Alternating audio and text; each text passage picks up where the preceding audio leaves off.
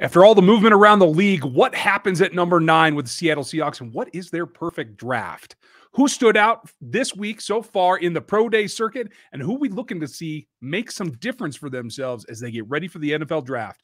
We're going to get it all here with Rob Ragg, Crock, and myself. Welcome to Locked On NFL Draft. You are Locked On NFL Draft, your daily podcast covering the NFL Draft.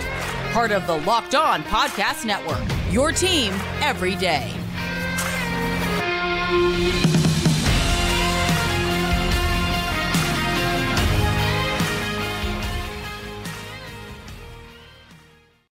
Welcome to another episode of the Locked On NFL Draft Show. I am your host, former NFL and AFL defensive back Eric Crocker. And of course, as always, I'm joined by my co-host, Ryan Tracy. We got Rob Ring with us from Fox today, and we want to thank you for making us your first listen of the day. I'm excited to kind of get into this NFC West team. We got the Seattle Seahawks, who Rob Ring covers right here on the network, the Locked On Network, on any streaming platform you are on. Check him out over there when he's on there. But they had a big trade, and then they involved trading away the biggest franchise piece, Russell Wilson. And then shortly after that, they went ahead and released, one of the best players in their organization's history as well, Bobby Wagner. Amazing linebacker for plenty of years. And now they have plenty of draft picks to kind of retool this whole thing. But where do they start? They're picking at 9, and I really have no idea where they go. On top of losing those guys, they lost guys like DJ Reed, who just got a big contract from the New York Jets.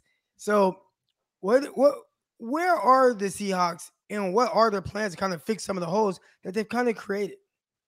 Yeah, that's the thing, Croc, is that, when you lose the face of the franchise, like Russell Wilson, of course, traded to the Denver Broncos, and Bobby Wagner, as you said, released on the exact same day.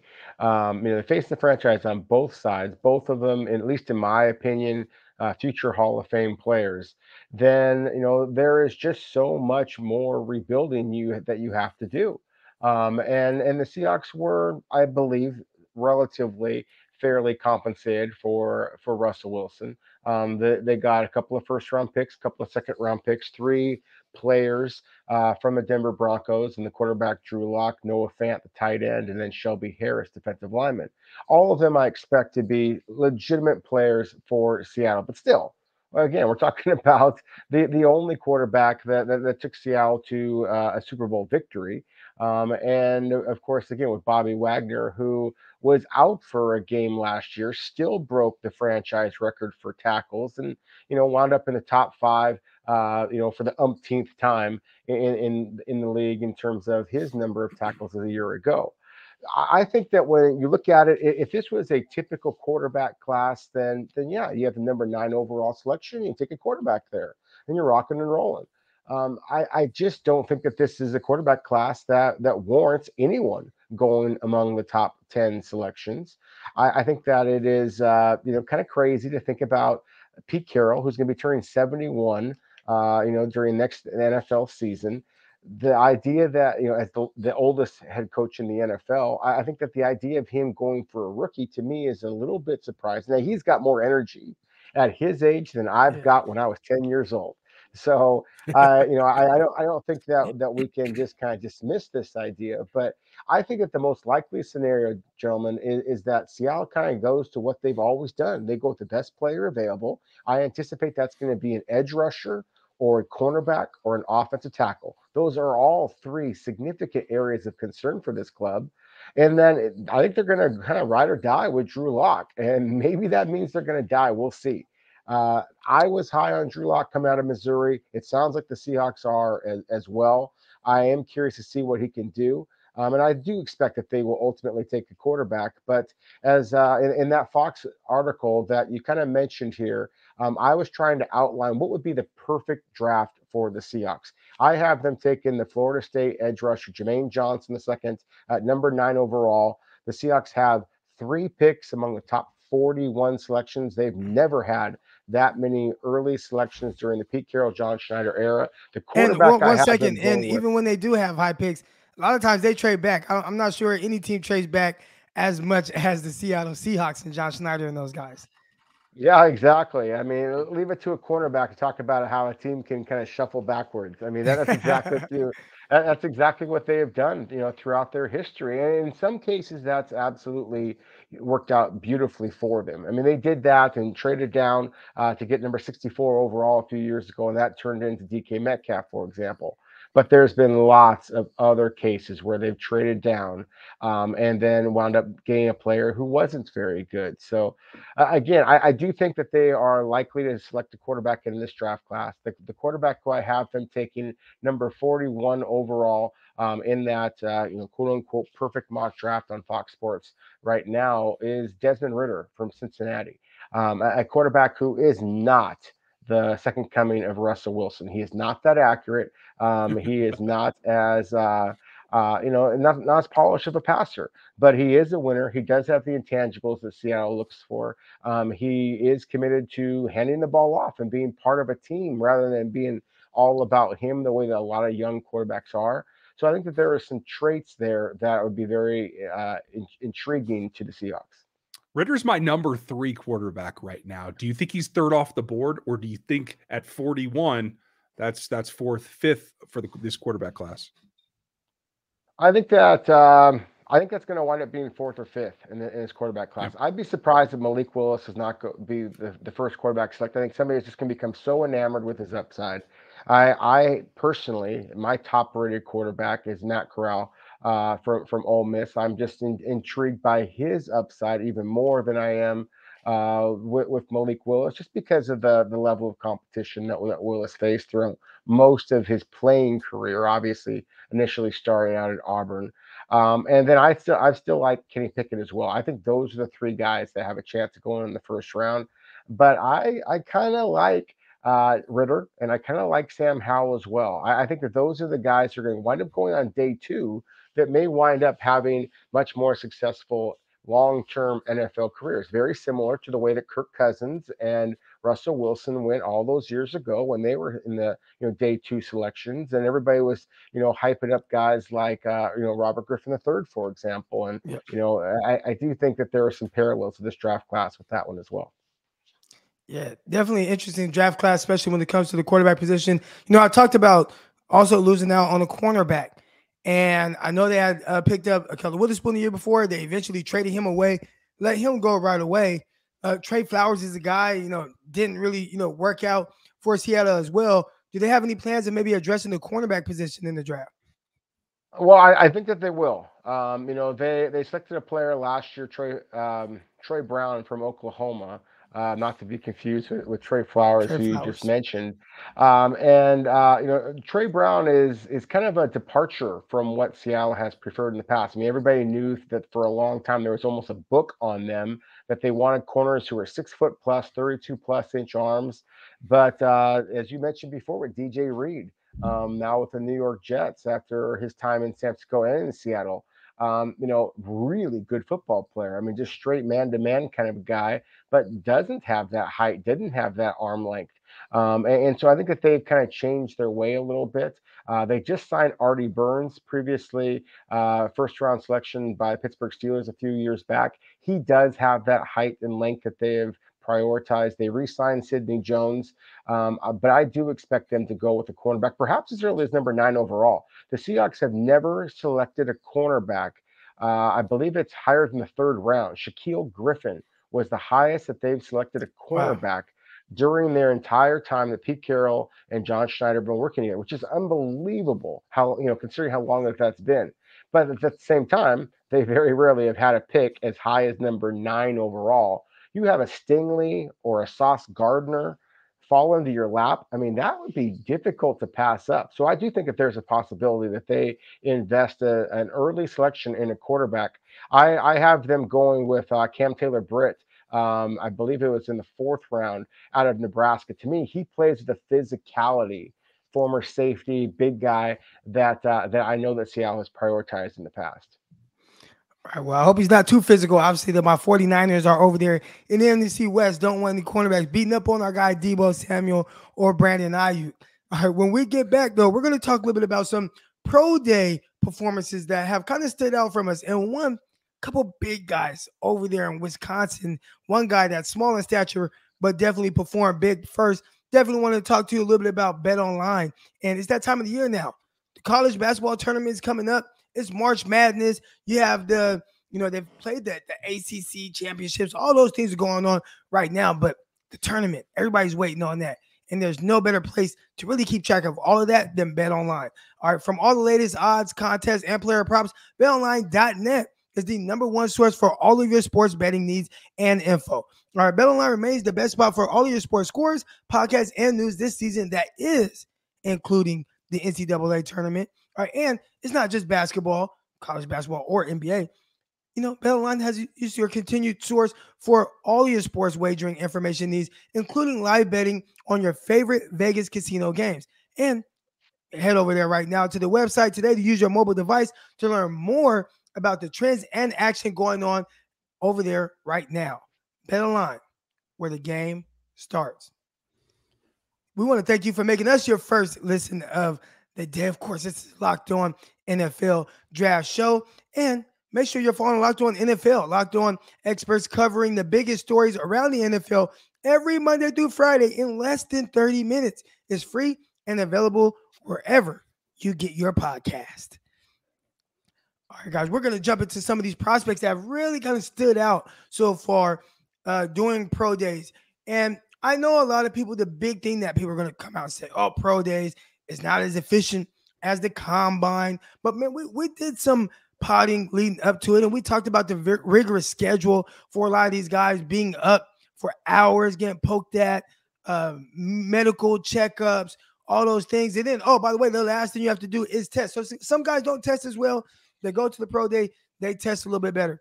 A couple guys that definitely stood out to me, and these are the only guys I'm going to mention, from Wisconsin. First, I'm talking about Scott Nelson, the defensive back. First of all, I mean, he plays safety. And once I saw his pro day numbers, I'm like, okay, hold on. I got to go watch some all 22 on this guy. I got to check this guy out. 6'2", 203 pounds, ran a 4.40. All right. Shuttle was really good. 4.03. 3-cone, 6.91. And vertical jump just shy of 40 inches. So this is a guy who's been a 3-year starter at Wisconsin, goes to the pro day, blows it away. I got to check out his film. So I go and I see right away, he's a guy, he can play single high. He could play two high. He showed good range. Sometimes they play him down there in the box. He covered tight ends man to man. There were a few times where they did some match coverages with him where they had him playing on slot receivers. There was another time where, you want to see guys, smarts and different things that they do very well. Well, it was a, what do they call that play? Where the running back runs and then then tosses it back to the flea flicker. All right. So they did a flea flicker. The running back tried to sneak out. Man, he ran with him effortlessly down the field. So he was able to kind of put that 4.4 speed on display. And I was like, okay, they might have something here. Maybe a guy who could sneak in, maybe day 3 type guy. Not the safety anyone's really talking about. So that was one guy that kind of stood out to me. And then another guy here is Faion Hicks. Now, I knew more about Faion Hicks, cornerback out of Wisconsin. Not the biggest of guys, 5'10", measured in at 192 pounds, but he stole the show. 4.37 40-yard dash time. Shuttle was 3.94, which is, that's elite status there. Even if it's off a little bit, and it's 4.0 flat, great. And his 3-cone, 6.78. So he checked all the boxes, and I've watched him going back even a couple years ago, and he's a physical corner. I think he runs well.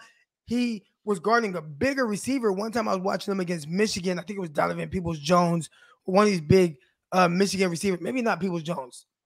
Maybe it was a receiver from last year, but on the goal line and just locked him up. And this is a smaller in stature guy, but I think he plays big. He's physical, plays with good technique. And to see him put up these type of numbers, I think it's going to be intriguing for teams. Will he be an outside cornerback? Will he be a nickel? NFL is going to have to decide on that, but it's definitely a guy who kind of throws his name in the ring of really what I think is a really solid cornerback class. I don't know that he's alone. I thought Leo Chanel helped himself as well. I don't have the numbers in front of me, but he looks smooth in the drills. I think he did test a little bit better in 2 categories. I think his vert went up as well. Sanborn, I think, helped himself out at Wisconsin, as did Noah Burks. It kind of fell off the face here over this last year, but I think he got himself back on the radar. I think he can contribute on special teams right away. For me, I was looking at Auburn. I thought not only did Roger McCreary help himself, it got down to 4.46 and 31.5 vert. I think that was a small improvement as well. Scotty McClain stood out as well and improved it in a couple of places. I think made him a viable selection, or at least a UDFA. I was still a little disappointed with Smoke Monday as only a 30-inch vert. I thought he'd get more than that, but I think there's still opportunity for him to get in the league and show what he can do. So good day out over at Auburn as well. Real quick, how is that even possible? Didn't Jordan Davis vertical jump like 32 inches or something like that? Or 68 or whatever it was. Yeah, it's at least small buildings. His vertical jump was like, I think his vertical jump, Jordan Davis, obviously this is a guy 6'6", 341 pounds, and I believe his vertical jump was like 32 inches. How do you let a nose tackle jump higher than you and Smoke Monday? Like, you're a safety whose game is really, a lot of it is predicated on athleticism. That's wild. So I had to kind of get that off. But Rob, has anything stood out to you so far with pro days that have happened? Well, one of the guys that Ryan just mentioned was Roger McCreary. I love the fact that the 40-yard dash time, dropped by basically a tenth of a second. 4.55 at the combine, 4.46 at the Auburn Pro Day. That is encouraging because I am a big Roger McCreary fan. At the same time, just the conversation you guys just had about Jordan Davis, the big Georgia defensive tackle or nose guard, 32-inch vertical. That's the exact same thing that the Roger McCreary had at Auburn. And so, again, that's a disappointing number. You're looking for explosiveness. Now, on a more positive note, I think we have to go to the Kansas Jayhawks and Kyron Johnson. My goodness, we saw the flashes at the Senior Bowl. Ryan Tracy has been kind of a little mosquito in my ear for a while now. Like that, hey, this guy is a player. And and we saw it translate onto his workouts at Kansas. I believe he was running in a 4.36 is what one scout had him at. I know another scout that had him in the low 4.4s. So still a little bit of variation there, but 39.5-inch vertical to a 40-inch vertical. Just really showing the explosiveness that you do see on tape. You saw it at Kansas. You see it at the Senior Bowl when we put both Trevor Penning as well as Abraham Lucas, in my opinion, the two best offensive tackles who were there, put them both on their backs. That for a guy who's 6 foot, 230 pounds, that's just not what you're expecting. And I think that there's so often we are quick to pigeonhole players and like, oh, he's 6 foot, 230 pounds. He can't possibly be an edge rusher. Really? Just earlier, we were talking about the Seattle Seahawks. Jamal Adams had 9.5 sacks for them, and obviously he's playing more of a safety role, but still, it's not about the size when it comes to pass rushers anymore. You just have to be able to get there. And so to me, this was a workout, especially on the heels of the fact that he had career highs in sacks and tackles for loss this past season, goes to Mobile and certainly flashes. And then to fill that, to finish it up with this kind of explosive workout, I think that he just guaranteed himself of being selected probably in the early portions of day 3. And I don't know that very many of us saw that coming even a couple of months ago. Maybe Ryan being one of the few exceptions. I try not to rock chalk it all the time on this show, but hey, you got to point it out when the alma mater does something good. I also like the fact that he's comfortable standing up. He can play a Sam. He can get out in space, and then you can drop him down on passing downs. Let him play that wide 9, just come off the ball like gangbusters. I really like somebody's going to get a useful tool for their defense that they're just going to have to figure out and play with what Kyron can do for him, but he can do a lot of things. And shout out to Kwame Lassiter. He's another guy they should look at out of KU. We've talked about some guys that did really well, but there is one guy that he didn't help himself very much, and that's Darion Kendrick, cornerback out of Georgia. We talk about those Georgia prospects, a lot of guys standing out, doing a lot of special things. Kendrick's not one of them, and he is a guy that transferred over from Clemson. You thought, okay, have a good year, obviously national champion, that's awesome, but measure that at 6'1", 205. That's good. And that's about where the good ends for him on this day. And I don't want to be too negative, but 31-inch vert. We talked about that with guys. Not really ideal as a defensive back. 9.6 broad jump, that's less than ideal. And it kind of gets worse. 4.75 40 and 4.78 40 for a cornerback. So I'm not sure he helped himself too much. But when we come back, we're going to get more on the positive note. Some performances that we're looking forward to seeing what these guys are doing. But first, definitely want to talk to you a little bit about Rock Auto. RM, with the ever-increasing numbers of makes and models, it's now possible for your local chain store to have all the auto parts that you need. And why endure pointless and seamless, intimidating questioning about your vehicle, or maybe trying to get you to buy things that you don't need when they're going to just order the parts that they have in their warehouse that's showing up on the computer that they have, and they only have one warehouse and they don't have all the things you need? Don't do that. All right. You have the answer in your pocket. You have a computer. Just go to rockauto.com at home or use your cell phone, wherever you got to do, and let them help you out. Save time and money by using Rock Auto. You know, why choose to spend 30, 50, or 100% more for some of the same parts from the local chain store or a car dealership? And the dealerships, they will try to get you.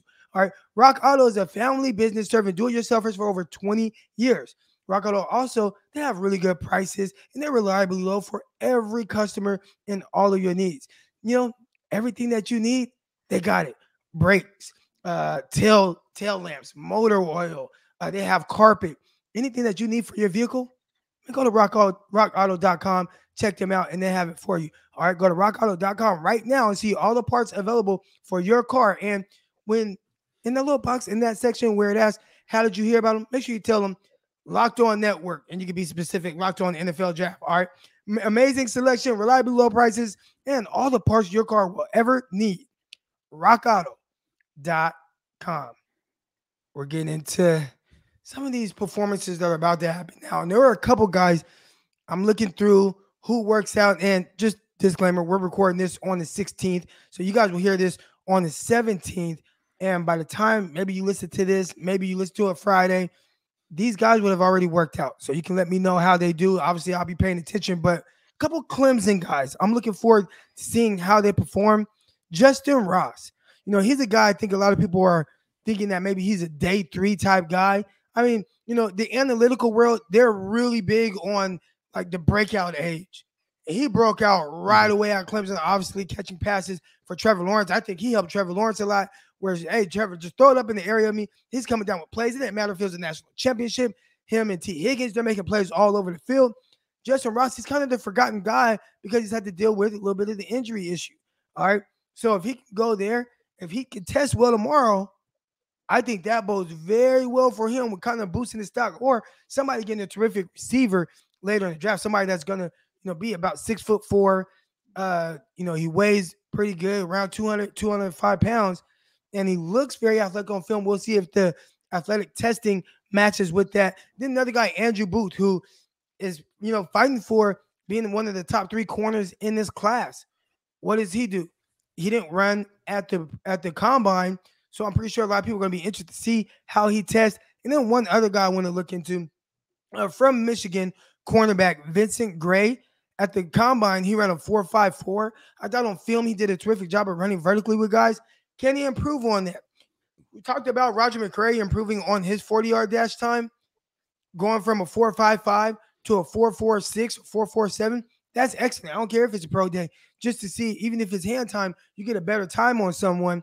Hell, it didn't help Darion Kendricks when he ran his 40 time, approaching a 4.8. But Vincent Gray with a 4.54. Can he improve on that? I definitely be looking for these 3 guys as they get into their workouts. 2 guys in particular for me. Coming up on the 22nd is San Diego State. I need to see Cam Thomas test. He pulled up like at the first, I think, rep of the actual on-field workout, so we didn't get numbers on him. And I like his film. I need to see the relative pop of his explosiveness off the ball compared to some of the other edges. But I have him still in my top 5, and I think he's right on the edge there, and I think he can improve himself with a good outing for the scouts. I don't think he's going to get 122 scouts out there like they got at Georgia, but he's going to have a good audience. And then 2 days later on the 24th, I need to see Devin Lloyd run a little bit faster in a straight line. I thought his workout was great. It showed what he showed on film, but expected him to run a bit faster. And I don't know if that's just, training to start or whatever it is on the field, but I do think he will improve that. And I think that will get him back into the conversation. That seems to be folks are down on him, and nothing's changed since the film. So I just wanted to corroborate that time.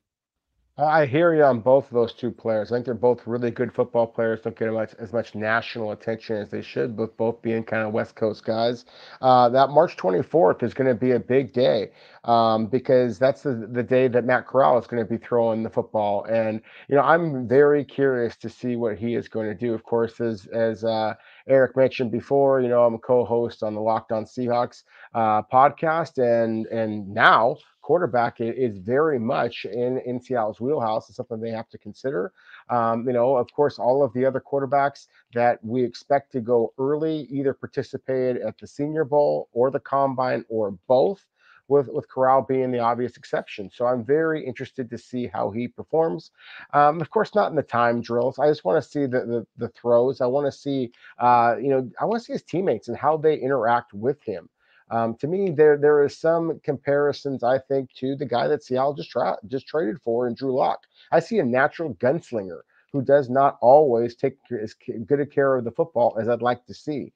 I was surprised when he said at the Combine that one of the things that really separates him from others is the fact that he's kind of willing to put his emotions out there. So I want to see if his teammates are willing to put their emotions out there for him, in this workout, which is essentially a showdown for him, because most of the Rebels' other top prospects, of course, worked out at the Combine. So March 24th, again, is a big one for Matt Corral. The day before that, March 13th here, March 23rd for USC is a big pro day. But the player I'm most intrigued by is Drake London. And as a lot of our listeners know, he's going to have his own personal pro day. Now, say what you will about those diva wide receivers having their own personal pro day, but I've been a big Drake London fan for a long, long time. And I am very curious to see what he's going to run in that 40-yard dash.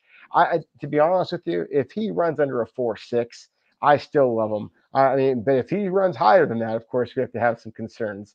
But I just see a guy whose game is more his physicality and his body control, his strong hands, rather than straight line speed. But my goodness, if he does run in the 4.4s, then I think that you can just wrap up any conversation about a first-round selection. I think that he is absolutely going to be that. So to me, in a wide receiver class as jumbled at the top as I believe that this one is, I've been talking to different scouts, and just about every scout I talk to has a different receiver as his top guy. I still think that Drake London has a chance to kind of sneak into that and steal that spot. I don't see any other receiver, Treylon Burks being another one, but very few receivers in this draft class who have that kind of size and physicality. So I'm curious to see what London is able to do on April 5th. There are still some people out there that have Drake London. There are still some people out there that have Drake London as the wide receiver one in this class. And if he runs in the 4.4s, I think he just kind of solidifies himself as that, at least in their eyes. I do want to kind of quiz you guys just really quick. There was a receiver about 8 years ago or so, 9 years ago, had his own pro day, did not test well. I think he was coming off of a hamstring injury, got drafted 3rd round, and he's had a terrific NFL career. Ran in the 4.7s, I believe, was come off a hamstring injury or a lower body injury. Any guess? Going once, going twice. Rob looks like I'll guess and say it may have been Devonte Adams, because he didn't have a great 40-yard dash time, I don't believe. It was not Devonte Adams, but I did look up Devonte Adams' college stats today for the first time. Obviously, I watched them and stuff. Yeah, he led the country touchdowns, yeah. Yeah, he was phenomenal. 24 touchdown receptions. He only played 2 years there, like a redshirt freshman maybe, then freshman year, sophomore. Like his freshman and sophomore year, amazing. He had over 3,000 yards in 2 years, 40 touchdowns combined. I mean, just crazy. But no, not Devonte Adams. Keenan Allen out of Cal. Remember when he was coming out of Cal Berkeley? I did. He was a guy, he ran the 4.7, had lower body, had to have his own personal workout. I think he had his brother or stepbrother throwing to him. Nothing really came from his stepbrother. But yeah, that's one guy. So I just kind of wanted to quiz you there. That's going to do it for this episode today. We want to thank you for making us your first listen of the day. Tomorrow, we're actually going to have a special host on. We're getting into our getting to these teams, their draft plans, fixing them, whatever it is. We've got the Jacksonville Jaguars. Since they're on the clock first, we're starting with them. We're going to have the host of the Jacksonville Jaguars on this show. Hope you guys join us for that and more. That's going to do it, though. We are out. Peace.